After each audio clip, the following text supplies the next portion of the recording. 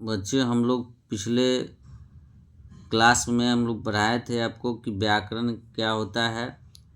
कि व्याकरण वह शास्त्र है जो भाषा के शुद्ध रूप व प्रयोग का ज्ञान कराता है, अर्थात जिस विद्या से आप शुद्ध पढ़ना लिखना सीखते हैं वो व्याकरण कहलाता है।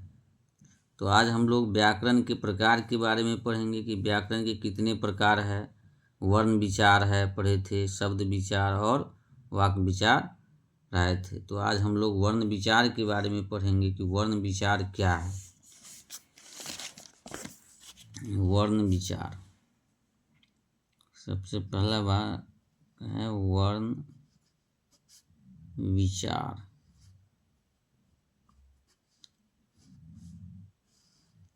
वर्ण विचार में आता है कि सबसे पहले वर्ण किसे कहते हैं। सबसे पहला क्वेश्चन है कि वर्ण किसे कहते हैं।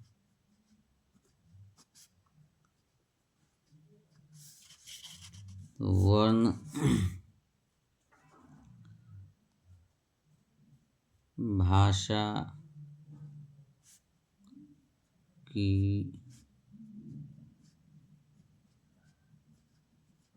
सबसे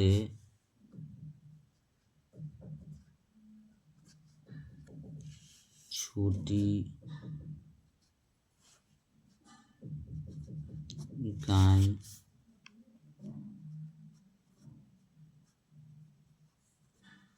जिसके और खंड नहीं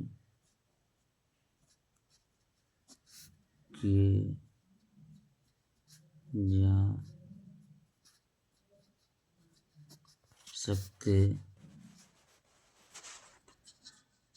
वर्ण कहलाती है।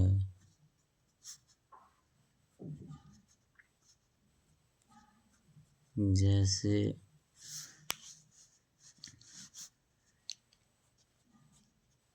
अ, दीर्घी,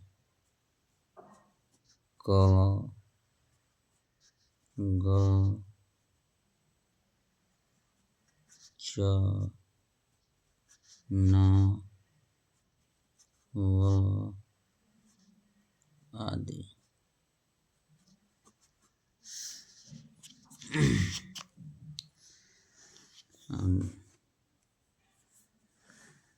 उसके बाद हम लोग पढ़ेंगे वर्णमाला।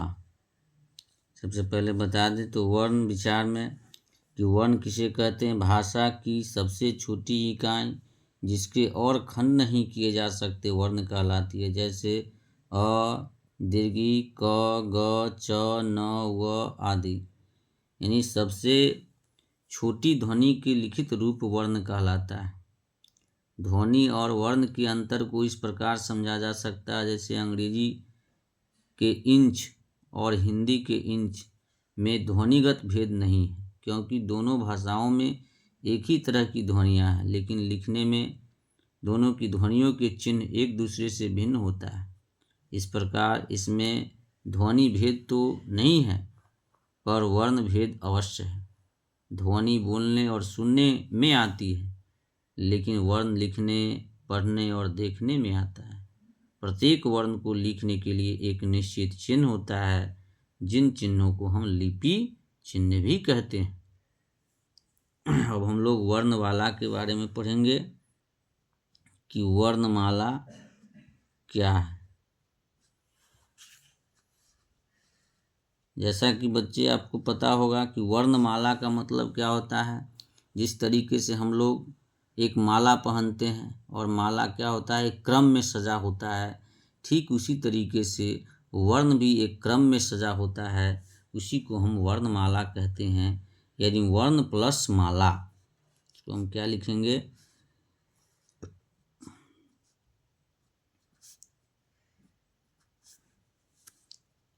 वर्ण प्लस माला बराबर वर्णमाला होगा, बराबर वर्णमाला।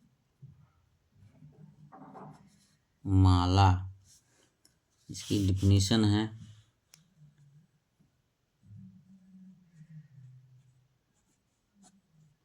वर्णों का निश्चित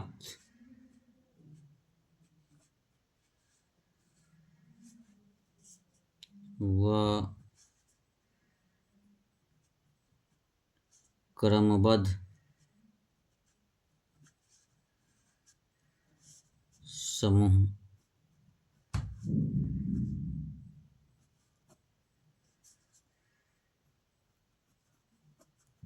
वर्णमाला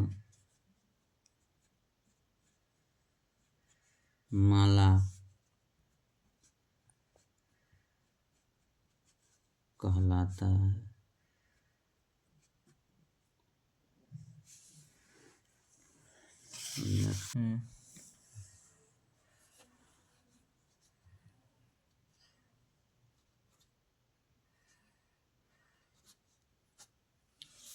हिंदी की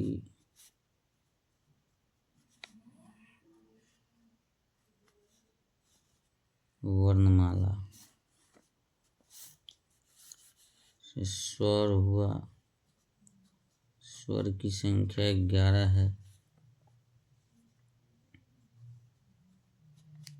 और हर्षे दीर्घ हर्षु दीर्घ री ए ऐ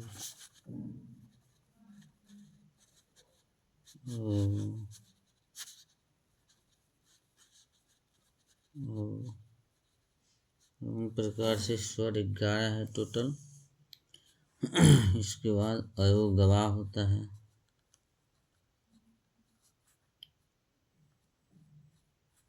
अयो गवाह, अयो गवाह में एक अंग है जिसको हम लोग अनुस्वार बोलते हैं। अनुस्वार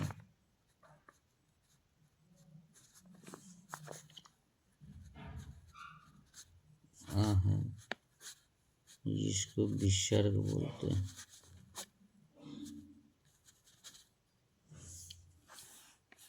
इसके बाद व्यंजन है।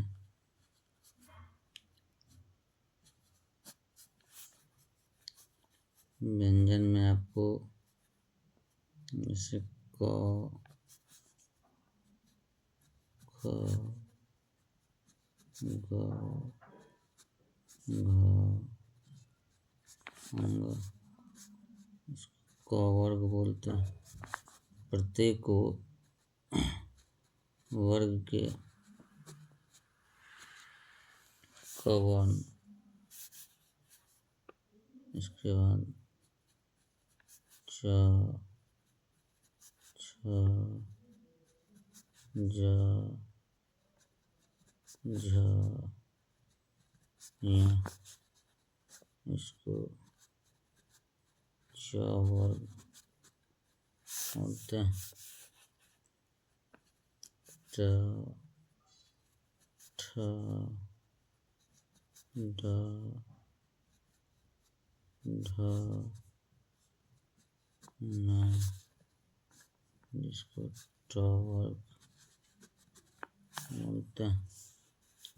इसके बाद त, थ, द, ध, न, त वर्ग है।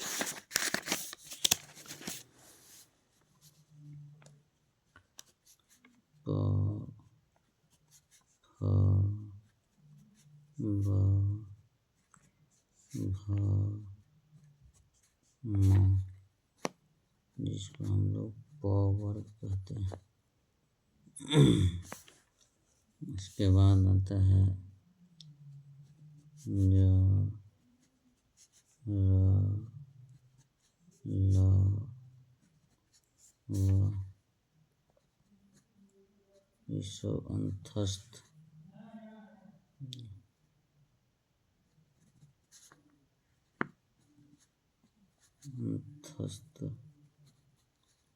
के अंतर्गत आता है। उसके बाद तालाब स, मूर्धन स, दंती स, ये उस में आता है।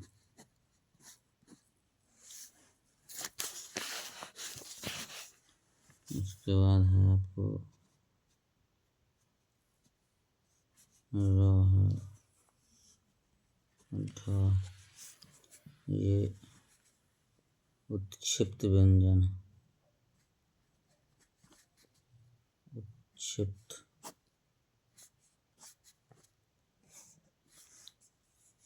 इसके बाद है अक्ष,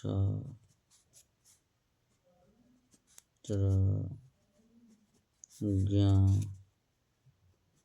अक्षरा, ये सब संयुक्त व्यंजन है।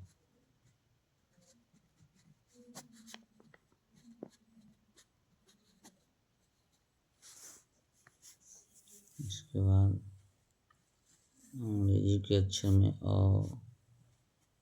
ज, फ नुक्ता, जिसको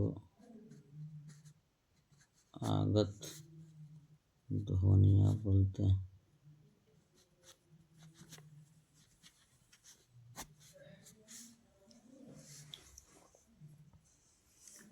हिंदी वर्णमाला को देवनागरी लिपि में लिखा जाता है। हिंदी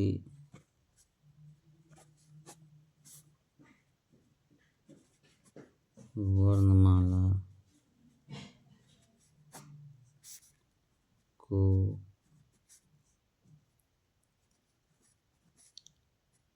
देवनागरी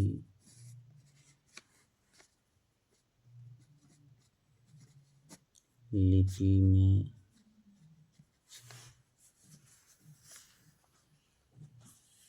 लिखा जाता है। तो बच्चों, हम लोग हिंदी वर्णमाला को देखें। स्वर की संख्या टोटल कितनी है? 11 है। टोटल अब स्वर देखेंगे तो 11 है। और अयोगवाह की संख्या 2 है। और व्यंजन की संख्या देखेंगे तो प्रत्येक वर्ग में 5 वर्ण होते हैं। तो एवं प्रकार से व्यंजन हो जाता है 2, 3, 4, 5, यानी 25 जो हो जाते हैं आपके स्पर्श व्यंजन हो जाता है। इस 25 को क्या कहते हैं हम लोग? स्पर्श व्यंजन कहते हैं, यानी स्पर्श व्यंजन। या आपको कोई ना कोई अंग को छूता ही। इसके बाद अंतस्थ व्यंजन की संख्या क्या हो गई? 2 हो गई। और उस व्यंजन हो गया हमारा, उस अंतस्थ व्यंजन 4 हुआ। उस व्यंजन 4 है। और उत्क्षिप्त व्यंजन क्या हो गया आपका? 2 हो गया। संयुक्त व्यंजन 4 है। और इस प्रकार से आगत ध्वनियाँ हो गया 3 है। टोटल देखेंगे आप कुल कितना हो गया? 2 क्या कहते हैं जो 2 1 3 5 8 4 12 4 16 2 18 4 22 3 25